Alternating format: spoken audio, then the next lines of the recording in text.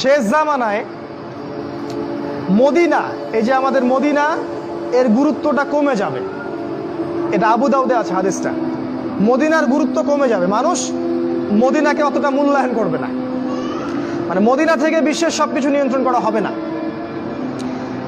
তখন জেরুজালেমের গুরুত্ব বেড়ে যাবে। ওই ইসরায়েল যেটা দখল করে রাখছে ফিলিস্তিনে, ওর গুরুত্ব পৃথিবীতে বেড়ে যাবে। দেখবেন আজকের বিশ্বের সবকিছু ওইখান থেকে নিয়ন্ত্রিত হয়।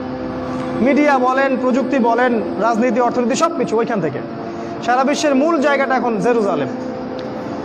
নবীজি বলেছেন যখন এই অবস্থা হবে তখনই মালহামা শুরু হবে। সাহাবীরা বললেন মালহামা কি জিনিস?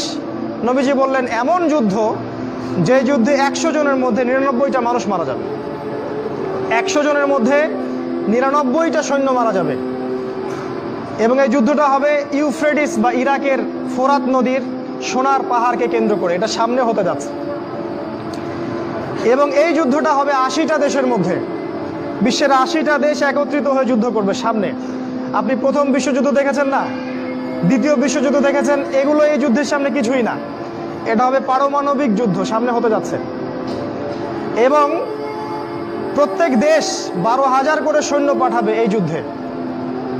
এরা সবাই মিলে যখন এই যুদ্ধে অংশ নিবে তখন এরা মুসলিমদের উপর ব্যাপক নির্যাতন চালাবে।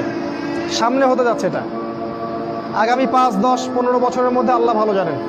আল্লাহ ভালো জানেন, আমাদের অনুমান 10 বছরের মধ্যে হতে পারে, 5 বছরের মধ্যে হতে পারে। নবীজি বলেছেন এই সময়, এই যুদ্ধের শেষের দিকে আল্লাহ পাক মুসলিমদের ত্রাণকর্তা হিসেবে একজনকে পাঠাবেন, যার নাম হবে ইমামুল মাহদি, যিনি মদিনা থেকে আসবেন। মক্কায় তার সাথে মুসলিমরা বায়াত করবে এবং তিনি মুসলিমদেরকে নেতৃত্ব দিবেন। এবং এই যুদ্ধের শেষের দিকে মুসলিমরা বিজয় লাভ করবে এবং মুসলিমরা কনস্ট্যান্টিনোপল জয় করবে এবং ওই জেরুজালেম তারা আবারও জয় করবে, যেটা ইসরায়েল দখল করে রাখছে। এবং সেই জেরুজালেম থেকে ইসলামী খেলাফত আবারও প্রতিষ্ঠিত হবে।